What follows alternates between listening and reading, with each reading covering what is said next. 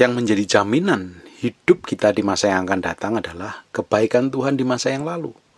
Kalau di masa yang lalu, di tahun-tahun yang kemarin, di hari-hari yang kemarin, di bulan-bulan yang kemarin, Tuhan pernah tolong, Tuhan pernah bikin mujizat, Tuhan pernah sertai, Tuhan pernah sembuhkan, Tuhan pernah berkati. Dan kita meski percaya bahwa tahun-tahun ke depan Tuhan akan lakukan hal yang sama. Bahkan lebih besar, bahkan double porsi Tuhan lakukan hal yang ajaib itu. Tapi banyak orang tidak sadar, tidak ngerti karena tidak mengerti kebenaran, tidak kenal Tuhan, tidak mengalami Tuhan secara pribadi. Hidupnya bergantung pada kekuatannya sendiri, pada kemampuannya sendiri, sehingga orang tersebut dikuasai oleh masa lalunya. Beberapa orang dikuasai oleh masa lalunya begitu mengerikan, bikin trauma mungkin, masa lalu yang buruk mungkin, kejadian-kejadian yang menggores di dalam batin, sehingga susah sekali untuk dilupakan dan itu menjadi trauma, sehingga menjadi orang yang penuh ketakutan untuk menjalani kehidup di masa yang akan datang. Orang-orang yang pernah disakitin di masa lalu dan belum dipulihkan untuk bisa melepaskan kasih menjadi berkat bagi banyak orang. Untuk tidak menjadi orang yang sensitif itu susah sekali. Karena apa? Masa lalunya belum dipulihkan. Masa lalunya belum disembuhkan. Orang yang pernah dilukai, disakitin di masa-masa yang lalu, sampai trauma, untuk percaya orang lagi itu susahnya bukan main. Untuk kedepannya dia bisa percaya sama orang itu susah sekali. Bahkan dia berhati-hati sekali memilih pertemanan karena takut jangan sampai dilukai seperti di masa-masa yang lalu. Ada orang-orang yang dulunya pernah susahnya bukan main karena sampai nggak memiliki pengharapan untuk percaya Tuhan bahwa Tuhan sanggup memulihkan di masa depan itu pun juga nggak gampang. Makanya kita mesti ngerti kebenaran. Tidak hanya cukup mengerti kebenaran, kita harus kenal Tuhan secara pribadi. Pengenalan akan Tuhan kita ini akan membukakan hal-hal yang tersembunyi di masa yang akan datang. Dan kita tahu bahwa pengharapan kita adalah sumbernya adalah Tuhan sendiri. Kalau kita kenal Tuhan, kita percaya bahwa Yesus satu-satunya Tuhan Juru Selamat yang menyelamatkan, tidak hanya menyelamatkan, Dia datang untuk memberkati kita. Tidak hanya memberkati, Dia akan menjadikan kita yang menjadi berkat bagi banyak orang. Kita tahu persis, kita bisa hari ini menjalani masa yang sulit, hari ini kita menghadapi masalah yang sukar, hal yang buruk, tapi kita percaya di masa yang akan datang, Tuhan akan lakukan hal baik, hal yang luar biasa dalam kehidupan kita. Semua tokoh di Alkitab mengalami masa-masa yang buruk, tapi mereka bisa mengatasinya dengan baik. Mereka tahu dan kenal siapa yang mereka layani. Dia kenal Tuhan mereka yang dia sembah siang dan malam. Dia tahu persis. Tapi zaman hari ini kehidupan kan gak semakin baik. Kondisi dunia juga gak semakin baik. Orang yang dekat dengan kita juga banyak yang gak baik. Apalagi orang-orang yang gak kenal Tuhan. Mereka kan berhati jahat, menipu, culas, dan penuh dengan kekejian dan lain sebagainya. Tapi kita sebagai anak Tuhan yang hidup di dalam zaman ini, kita meski tahu kita bisa menempatkan diri dengan baik, dan kita meski percayai kita akan menerima sesuatu yang baik daripada Tuhan. Nah, untuk kita bisa memiliki pengharapan, memiliki hati yang percaya, itu kita harus bebas dari masa lalu kita. Berapa banyak orang yang depresi ya. Depresi itu penyebabnya karena masa lalu yang belum dipulihkan, dan dia ketakutan, memiliki rasa takut dan gentar untuk menghadapi masa yang akan datang. Bahkan Nabi Yeremia pun mengalami yang sama. Coba buka sebentar di Ratapan 1 ayat yang ke-20. Ya Tuhan, lihatlah betapa besar ketakutanku. Takutnya itu luar biasa. Betapa besar gelisah jiwaku. Hatiku berbolak-balik di dalam dadaku, karena sudah melampaui batas aku memberontak. Di luar keturunanku dibinasakan oleh pedang, dan di dalam rumah oleh penyakit sampar. Yeremia mengalami ketakutan, mengalami kegelisahan. Tapi yang membedakan Yeremia dengan orang sekarang adalah Yeremia adalah seorang nabi yang mengerti siapa yang dia layani, siapa yang dia sembah. Tidak heran dia menjadi nabi yang besar. Dia mengalami masa yang sulit. Dia mengalami ketakutan yang membelenggu. Dia mengalami kegelisahan dan merasa seakan-akan nggak ada pengharapan lagi. Tapi dia tahu persis bahwa Tuhan yang dia sembah, Tuhan yang dia layani, itu juga luar biasa. Sekarang buka sebentar di kitab Ayub pasal yang ke-17 ayat 6 dan 7. Aku telah dijadikan sindiran di antara bangsa-bangsa, dan aku menjadi orang yang diludahi mukanya. Mata aku menjadi kabur karena pedih hati. Orang yang pedih hati, sumpek, nggak tahu lagi, istilah Jawanya itu judek, nggak bisa mikir, nggak bisa ngapa-ngapain lagi. Matanya menjadi kabur. Segala anggota tubuhku seperti bayang-bayang, nggak ada kekuatannya, nggak ada kemampuan. Orang yang penuh dengan ketakutan, orang yang penuh dengan kecurigaan, orang yang belum dipulihkan masa lalunya, untuk melihat ke depan itu sangat berat sekali loh. Takut terjadi sesuatu yang buruk menimpa dalam hidupnya. Berapa banyak dari kita putus asa menghadapi masa yang dialami, kejadian-kejadian dialami yang buruk di masa yang lalu. Dia susah sekali melangkah, mau melangkah pun berat. Coba bayangin, seorang perempuan yang pernah disakitin oleh pasangannya di masa yang lalu, dia untuk percaya laki-lagi lagi, percaya sepenuhnya itu perlu waktu dan perlu proses, perlu dipulihkan. Bayangin Bapak Ibu, kita ini kalau nggak disembuhkan dari masa lalu kita, dari dosa, kelemahan atau apapun juga, kalau kita tidak dipulihkan, kita tidak berdamai dengan masa lalu, engkau menghadapi masa depan itu penuh ketakutan, kecurigaan, engkau bahkan was-was, nggak bisa percaya Tuhan. Bayangin, kalau ketakutan adalah lawan dari iman. Di mana ada ketakutan, di situ iman tidak bekerja. Untuk menghadapi tahun ke depan, bukan tahun yang lebih baik, bukan tahun yang tidak akan menghadapi tantangan lebih berat lagi, akan menghadapi tantangan yang lebih berat lagi. Buat orang dunia, tahun depan bukan tahun yang lebih baik dari tahun kemarin, tapi bagi kita orang yang percaya, tahun depan adalah tahun yang penuh pengharapan, penuh berkat-berkat kejutan, penuh hal yang baru yang Tuhan singkapkan. Karena apa? Kita percaya Tuhan akan membawa kita ke dalam segala kebenarannya. Tuhan akan bawa kita naik dan bukan lagi turun. Orang dunia boleh hancur-hancuran, orang dunia boleh babak belur, tapi kita anak Tuhan, ketika kita percaya Tuhan dan mengerti ke Tuhan dalam segala kebenarannya, segala hikmat dan pengertiannya. Makanya kita perlu belajar terus setiap hari. Kita semakin ngerti bahwa Tuhan akan membawa kita naik dan bukan membawa kita turun. Tuhan menyediakan masa depan yang penuh pengharapan. Banyak orang hari ini putus asa, terus nggak tahu. Ada beberapa orang, beberapa bulan yang lalu ada tetangga malah masih muda sekali bunuh diri. Karena apa? Dia nggak bisa melihat ke depan bersama Tuhan. Pikirannya dibayangin masa lalu yang penuh kegagalan dan kehancuran, rusak, nggak bisa bangun hubungan. Akhirnya ke depannya nggak bisa percayain bahwa Tuhan sanggup memelihara, Tuhan sanggup mencukupi, Tuhan sanggup menyertai, Tuhan sanggup membimbing dan mengurapi. Kita mesti percaya persis. Kita harus pulih dari masa lalu kita untuk melihat masa depan yang penuh pengharapan. Kita tahu persis bahwa di 1 Korintus pasal 10 ayat 13, pencobaan-pencobaan yang kamu alami adalah pencobaan-pencobaan yang biasa. Kalau kita diizinkan masalah yang terjadi hari ini itu hal yang biasa. Ini adalah pencobaan yang biasa, yang tidak melebihi kekuatan manusia, tidak melebihi kekuatan kita. Tuhan tahu porsinya. Yang jadi masalahnya, kenapa kok masalah kita itu kelihatan besar? Kenapa kok masalah kita itu kelihatannya lebih gede dari antara yang lain, dan kita merasa orang yang perlu dikasihi dan diberikan belas kasihan. Karena apa? Karena kita lihat, kita fokus kita kepada masalah, fokus kita kepada persoalan, bahkan kita nggak tahu jalan keluarnya, kita pikirin terus, kita cari jalan keluarnya, sampai kita nggak bisa tidur, nggak bisa makan, nggak doyan makan, sampai kena mah. Berapa banyak kita itu stres, mikirin jalan keluar dari masalah kita yang kita sendiri nggak tahu jalan keluarnya. Sampai kita nggak bisa makan, nggak bisa tidur, stres, panik, kena mah, banyak migrain dan lain sebagainya. Bayangin Bapak Ibu, semua masalah dan persoalan itu ada masa kadaluarsanya, ada jalan keluarnya. Tidak ada masalah di muka bumi yang tidak ada jalan keluarnya.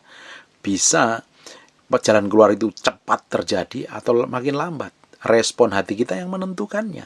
Sikap hatimu di hadapan Tuhan yang menentukannya. Dan kalau kita tidak tahu jalan keluar masalah kita, jangan dipikirin, jangan direnungkan, jangan dicari-cari jalan keluarnya. Kalau engkau hari ini nggak tahu jalan keluarmu apa, bukankah kesusahan sehari untuk sehari? Makan, tidur, istirahat, serahin kepada Tuhan. Karena kesusahan sehari untuk sehari. Biarkan kesusahan hari ini berakhir sampai hari ini. Dan kita rest in God. Kita beristirahat di dalam hadirat Tuhan. Dan ketika kita bangun tidur baru, kita berserah sama Tuhan. Kasih setia Tuhan itu selalu baru setiap pagi. Selalu baru yang Tuhan berikan kepada kita. Kita nggak bisa menyelesaikan masalah kalau kita pakai kekuatan kita sendiri. Biasanya masalah itu selesai tapi menimbulkan masalah yang lain. Bagian kita ngapain? Belajar rest in God. Berserah penuh ke hadapan Tuhan. Kalau nggak tahu jalan keluarnya, jangan coba dicari-cari. Lebih baik engkau beristirahat dalam hadirat Tuhan. Berendam dalam hadirat Tuhan. Serahkan semuanya. Nanti Tuhan akan bikin koneksi baru, bikin terobosan baru, bikin cara-cara yang baru untuk menyelesaikan masalah atas hidupmu. Tapi kalau dipikirin terus, akhirnya apa? Badanmu akan hancur, badanmu akan rusak, badanmu akan penuh sakit penyakit.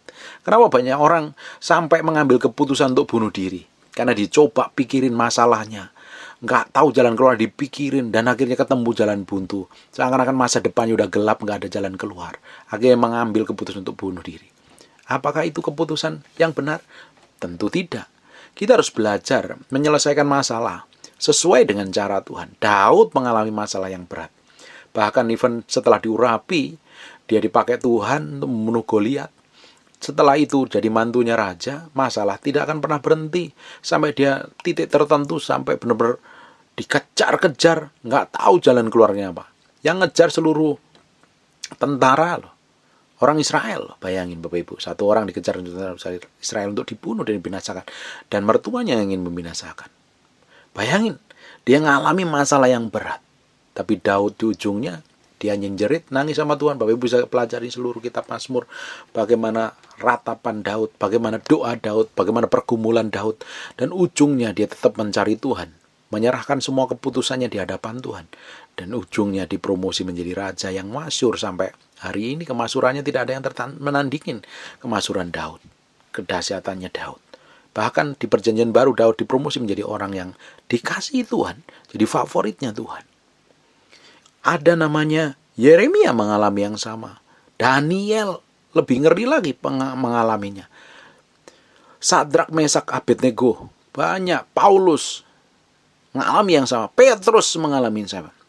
Musa, Yakub, semua tokoh-tokoh di Israel mengalami masalah-masalah yang membuat mereka seakan-akan nggak ngerti jalan keluarnya apa ke depan. Tapi mereka berhasil ke depan menikmati perjalanan bersama Tuhan. Karena apa? Belajar berserah sepenuhnya ke hadapan Tuhan. Bapak Ibu, kalau kita ini orang percaya, kita ini dipanggil menjadi orang percaya, kita dikuduskan, disucikan, dulu ditebus dari orang berdosa, sekarang diangkat oleh darah Yesus, oleh kemurahan kasih karunia Tuhan, kita menjadi anak Tuhan. Kita harus belajar penuh. Hidup kita bukan milik kita sendiri. Hidup kita harusnya milik Kristus. Kristus yang akan mimpin. Tapi berapa banyak orang mau dipimpin Tuhan? Tidak semua banyak. Hamba Tuhan pun banyak, jarang kok dipimpin Tuhan. Banyak dipimpin oleh egonya, dipimpin jadwalnya. Bukan dipimpin oleh kehendak Tuhan yang sempurna. Harusnya hidupku bukan aku lagi, tapi hidupku adalah Kristus. Hidupku untuk Kristus. Kalau Kristus yang berkuasa, Yesus yang berkuasa, Yesus yang mengontrol dan mengendalikan, apapun yang terjadi yang kita alami hari ini, apapun itu. Bapak Ibu ngalamin apa? Bangkrut? Suamimu meninggalkanmu, istrimu meninggalkanmu, pasanganmu selingkuh, engkau dikecewakan, engkau kena sakit penyakit yang divonis dokter nggak ada obatnya. Ketika engkau belajar berserah di hadapan Tuhan, Tuhan yang akan turun tangan. Jangan coba berusaha pakai kekuatanmu sendiri. Jangan berusaha pakai kekuatanmu untuk menyelesaikan masalahmu. Ujung-ujungnya engkau sendiri yang stres dan pusing dan panik. Kalau tidak tahu jalan keluarnya, saran saya yang terbaik, nih saya udah lakukan berkali-kali. Kalau saya ini menghadapi masalah yang rumit, saya sendiri nggak tahu jalan keluarnya, saya cari makan bersama istri saya, cari makanan yang paling kami sukai, kami cari minuman, kita ngobrol-ngobrol sebentar, dan istirahat tidur. Nyalain AC, tidur pakai selimut yang dingin. Mantap. Besok pagi kita percaya bahwa Tuhan memberikan anugerahnya, kasih setianya, kemurahannya yang baru. Dan Tuhan bikin breakthrough sampai hari ini. Tuhan berkati kami. Tuhan pimpin kami. Tuhan urapin kami. Tuhan sertain kami. Dan Tuhan pakai kami jadi berkat. Bapak Ibu, jangan pernah mikirin masa lalumu yang merah melukaimu. Lupakan. Lepaskan pengampunan. Ampuni dirimu sendiri dan ampuni orang lain yang pernah mengecewakan dan menyakiti. Jangan diingat-ingat kembali. Buang ke tubir-tubir laut. Jauhkanlah. Minta pengharapan yang baru.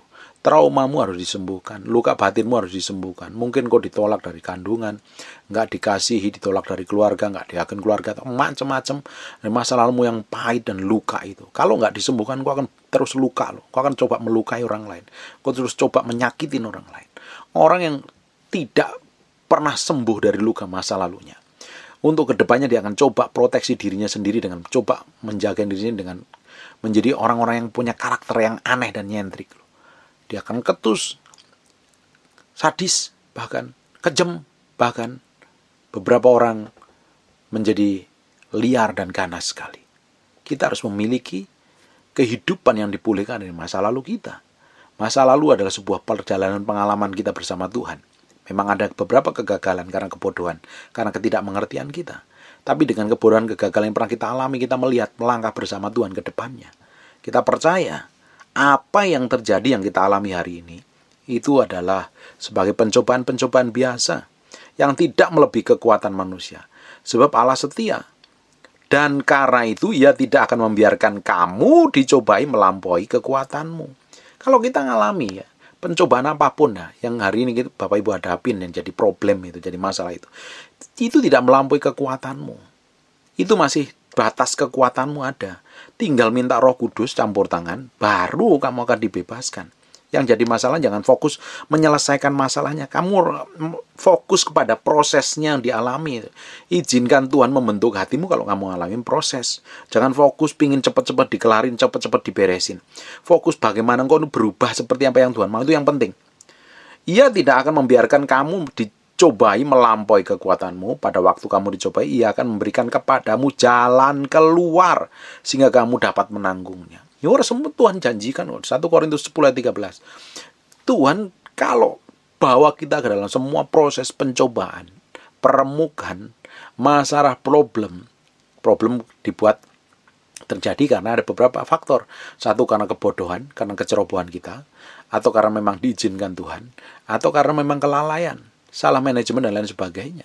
Kalau kita menghadapi problem dan masalah hari ini, Tuhan tuh janji ke depan Tuhan akan berikan jalan keluar. Jangan fokus di problem dan masalahmu. Pak, Bapak nggak tahu aja apa yang saya alami. Saya udah gagal berkali-kali, udah coba ini, coba itu. Tuhan sedang mempersiapkan dirimu dengan baik. Jangan fokus dengan kegagalanmu. Fokus bagaimana Tuhan sedang memproses hidupmu. Berapa banyak orang itu fokus pada masalahnya, pada problemnya. Dia menjadi orang yang aneh loh. Dia coba cari kambing hitam. Dia coba nyalain orang lain. Dia nggak mau koreksi diri. Kalau kita menghadapi masalah hari ini, coba dicek di dalam hati kita ini. Tuhan mau apa? Tuhan kau tuh mau apa Tuhan dengan kejadian seperti ini? Apa engkau mau aku berubah? Apa engkau mau hatiku? Atau engkau mau hidupku? Kita tuh belajar berserah di hadapan Tuhan tuh seperti itu. Jangan pakai kekuatanmu sendiri kalau ngadapin masalah. Kita coba cari kambing hitam untuk menyalahkan orang lain. Bagian kita hari ini kalau Bapak Ibu sedang mengalami masalah dan problem, cek di dalam hatimu. Tuhan mau apa dalam hidupmu? Untuk semua masalahmu, semua problem dan kejadian yang apapun juga dalam hidupmu itu, untuk dipulihkan Tuhan itu sangat mudah sekali. Tuhan janji kok memberikan jalan keluar. Dan kita diberikan kemampuan untuk menanggung semua problem itu kok. Tapi jangan fokus kepada bagaimana cepat keluarnya atau tidak. Bagaimana respon hati kita itu yang dibutuhkan. Karena kalau jalan keluarnya hari ini diberikan jalan keluar mendadak, suatu hari akan ada problem dan ujian yang lain, masalah yang lain. Kamu akan menghadapinya dengan cara yang berbeda loh. Kamu nggak tahu jalan keluarnya loh. Makanya dibutuhkan respon hati kita kalau menghadapi masalah itu seperti apa, seperti yang Tuhan mau. Supaya apa? Supaya ketika kita ini menghadapi masa-masalah yang akan datang, kita tahu prinsip Tuhan itu seperti apa dalam kehidupan kita. Amin. Gak usah pusing. Sekali Tuhan panggil kita, Dia akan sertain kita. Sekali Tuhan berikan Roh Kudus dalam hidup kita dan kita percaya, Dia akan menyertain kita, menuntun kita, membimbing kita dalam seluruh kebenaran. Tidak usah pusing. Kita percaya saja apa yang Tuhan kerjakan. Di Filipi 1 ayat yang ke-6, akan hal ini aku yakin sepenuhnya, yaitu yang memulai pekerjaan yang baik di antara kamu. Kalau Tuhan sudah memulai yang baik, perhatikan ini, akan meneruskannya sampai pada akhirnya pada hari Yesus Kristus. Hari Kristus Yesus.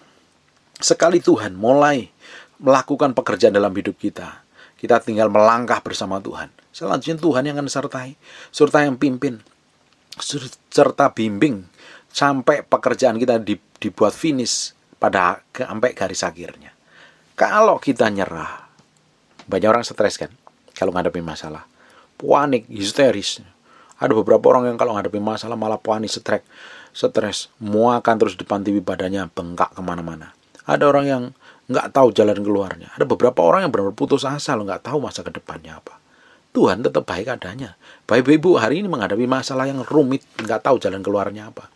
Di ujung jalan buntu yang Bapak Ibu sedang alami itu, Tuhan setia duduk di sana menunggu dengan semua jawaban atas semua problem dan masalah kita. Kita harus melihat dengan kacamata iman. Kita itu setiap hari harus pakai kacamata iman kita, melihat ke depan dengan pengharapan. Kalau Tuhan di masa yang lalu Tuhan bikin breakthrough dan terobosan, Tuhan pernah sembuhkan, Tuhan pernah pulihkan, Tuhan pernah ampuni, Tuhan pernah lakukan hal besar dalam hidup kita. Di masa yang akan datang Tuhan tetap lakukan yang sama dalam kehidupan kita. Kita tuh harus melihat segala sesuatu dengan kacamata Tuhan, jangan pakai kacamatamu sendiri. Karena kacamata kita itu terbatas. Kita hanya melihat sebatas 4 tembok kanan kiri, depan belakang. Tetapi dengan kacamata Tuhan kita melihat di luar tembok itu jauh ratusan kilometer ke depan. Bahwa hidup kita penuh pengharapan, hidup kita dipersiapkan untuk menjadi berkat bagi banyak orang. Kok hari ini ngalami stres apa? Ada yang orang stres karena nggak dapat jodoh loh, udah umurnya merasa sudah hampir kadaluarsa, tapi sebenarnya nggak ada kadaluarsa di dalam Kristus. Tuhan akan siapkan jodoh dalam hidupmu. Udah putus asa, berserah saja sama Tuhan. Belajar berserah. Tahu nggak Bapak Ibu arti kata berserah? Berserah itu belajar menyerahkan sepenuhnya kepada Tuhan. Engkau nggak ngelakuin apa-apa. Engkau tidak melakukan apa-apa. Biar Tuhan yang bekerja. Hanya engkau kelola hatimu untuk berserah di hadapan Tuhan. Nah, orang untuk berserah itu kan nggak gampang. Karena kita itu dilatih begitu rupa. Kita harus kerja untuk mendapatkan sesuatu. Kalau kita kerja, kita baru dapat sesuatu. Di dalam Tuhan, untuk kita mau bekerja, kita harus berserah dulu di hadapan Tuhan. Tuhan bimbing, Tuhan lakukan, baru kita lakukan. Bukan mau kita sendiri. Ketika kita ini melakukan seperti yang tepat, seperti apa yang Tuhan mau, di ujung hidup kita itu Tuhan akan bikin breakthrough dan terobosan. Tuhan akan lakukan perkara-perkara besar. Tidak ada depresi. Bagaimana seorang itu bisa depresi di dalam Tuhan? Karena dia nggak tahu. Dia nggak percaya. Dia nggak ngalami Tuhan. Orang kalau setiap hari bergaul dengan Tuhan, dia setiap hari bergaul dengan Tuhan, ya. Bergaul dengan firman-Nya, menyelidiki firman-Nya tiap hari. Bergaul, berdoa, menyembah Tuhan.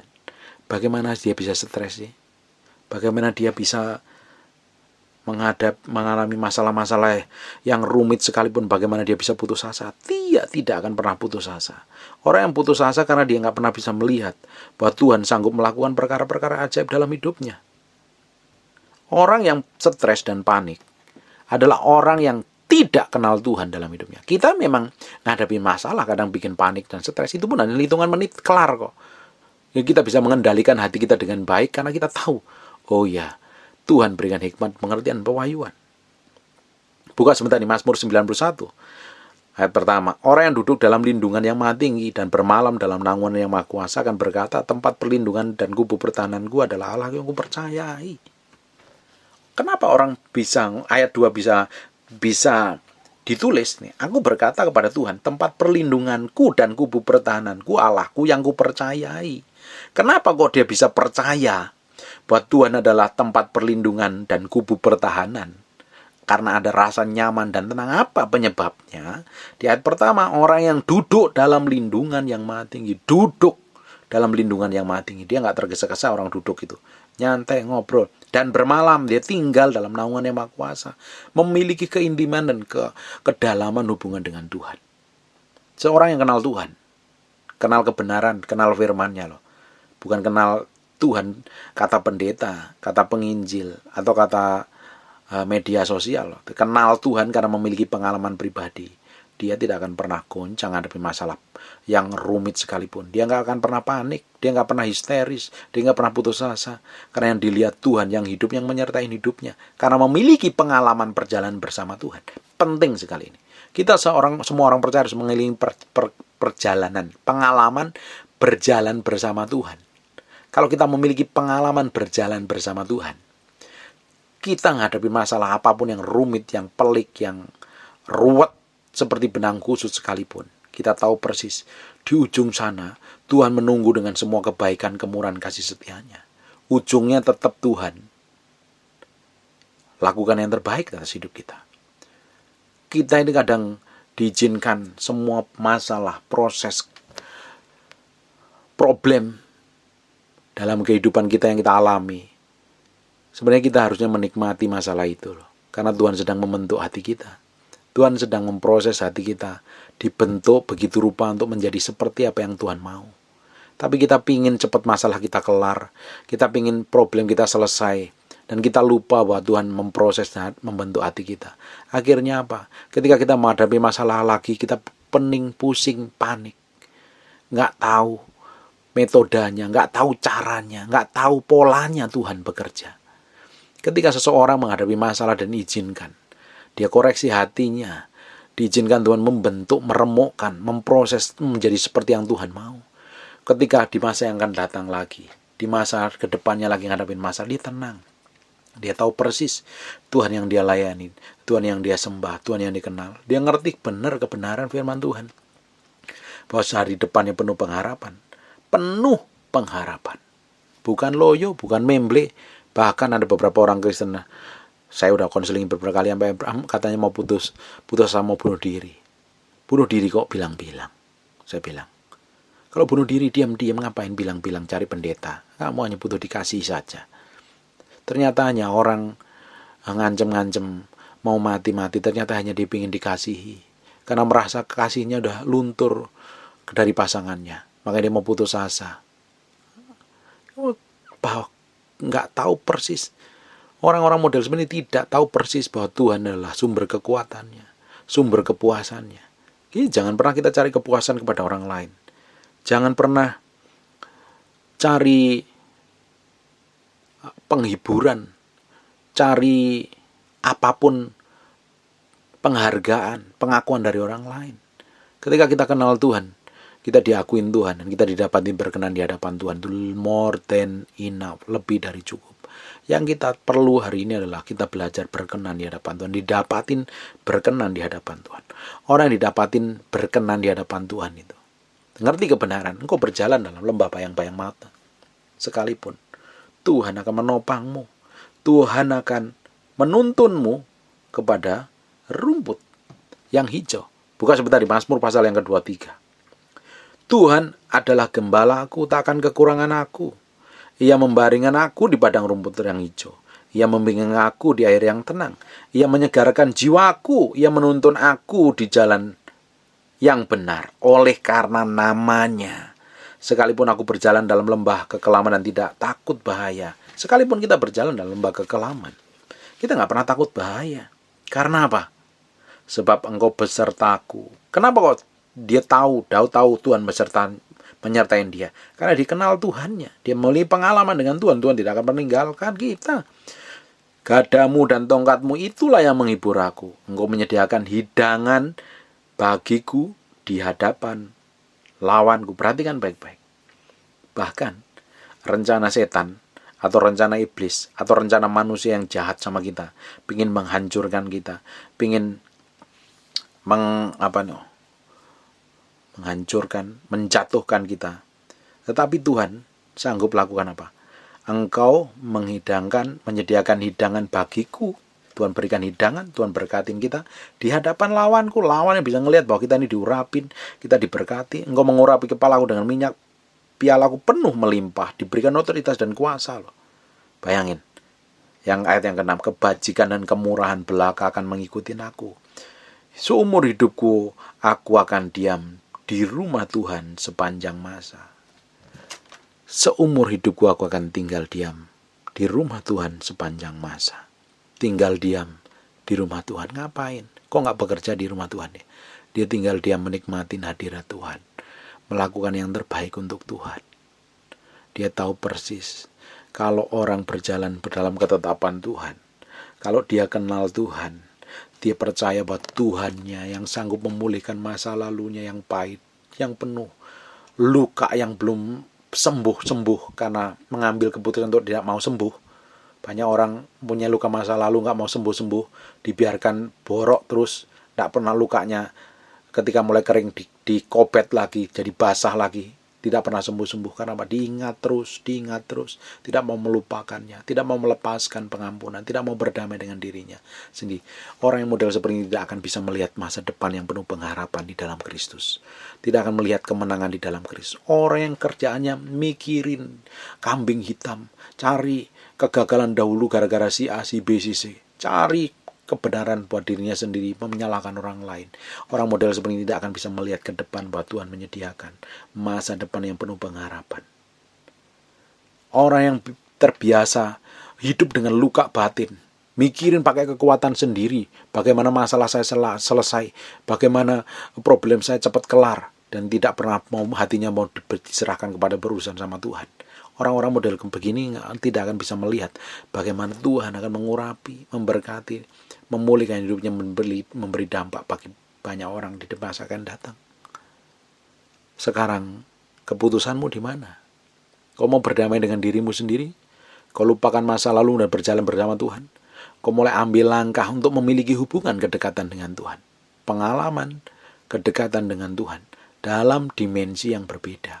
Kita ini harus memiliki hubungan pribadi dengan Tuhan yang dalam dimensi yang berbeda. Dalam dimensi yang berbeda. Seseorang yang mengenal Tuhan secara dalam, dia akan memiliki pewahyuan dan pengertian. Dia menjadi orang yang bijaksana, penuh hikmat. Bahkan semua langkah, tindak tanduknya, kelakuannya, karakternya akan mencerminkan Tuhan. Berhati-hati sekali mengambil sikap dan langkah. Dan ini nggak bisa instan. Ini perlu proses. Hari demi hari, tahun demi tahun. Saya sedang dalam proses ini. Kadang memang nggak enak. Kadang memang berat. Tapi saya tahu di ujungnya Tuhan akan memberikan dampak dan otoritas yang lebih besar. Supaya namanya dipermuliakan melalui hidup kita. Tuhan sanggup pulihkan total dalam hidupmu. Kau berjalan bersama Tuhan tidak ada depresi dan stres lagi. Kalau kau pakai kekuatanmu sendiri, kau akan depresi dan stres. Kalau engkau coba pakai kekuatanmu untuk memuaskan dirimu, memuaskan hawa nafsumu, ujungnya engkau akan putus asa. Karena kepuasan letaknya pada Kristus, Yesus Tuhan. Kalau kita coba menyelesaikan masalah dengan kekuatan kita sendiri, kita akan capek dan lelah. Kenapa banyak orang capek dan lelah ngadepin hidupnya sendiri? Karena dia berasa pakai kekuatannya sendiri untuk melakukannya. Kita tuh butuh Tuhan. Kita perlu Tuhan. Kita perlu kekuatan Tuhan. Ketika Tuhan memulihkan dan berjalan bersama kita, kita akan menikmati rest in God. Rest in the presence of the Lord. Kita akan diam dalam hadirat Tuhan, menikmati Tuhan bekerja melalui hidup kita. Adalah ajaib dan dahsyat yang luar biasa. Apa yang saya sampaikan ini, Bapak Ibu akan alami dahulu baru ngerti. Kalau dengerin tok saja tanpa mengalami, susah mencernanya. Ada beberapa orang yang sudah mengalami baru ngerti apa yang saya sampaikan. Jadi saya berdoa firman ini nancep dalam hati Bapak Ibu berhari-hari, berminggu-minggu, berbulan-bulan, bertahun-tahun, sampai the word become flesh, sampai firman ini menjadi daging, sampai firman ini menjadi daging, kehidupan hari-hari, dan kita mengalami kemenangan. Kita dipersiapkan masa depan yang penuh pengharapan. Kita akan dibebaskan untuk melepaskan orang-orang yang terbelenggu, orang yang letih lesu dan berbeban berat. Tidak ada ketakutan di dalam Kristus, adanya penuh pengharapan. Tidak ada depresi, adanya sukacita dan penuh pengharapan. Sukacita dan pengharapan. Makanya tidak heran orang Kristen itu murah senyum. Kenapa? Sukacita. Karena the joy of the Lord is my strength. Sukacita yang daripada Tuhan adalah kekuatanku. Semakin sukacita, semakin diberikan kekuatan. Semakin diberi kekuatan, bisa berjalan dalam kemenangan hari demi hari. Bersama Yesus Kristus Tuhan, dan nama Yesus dipermuliakan melalui hidup kita. Amin. God bless you.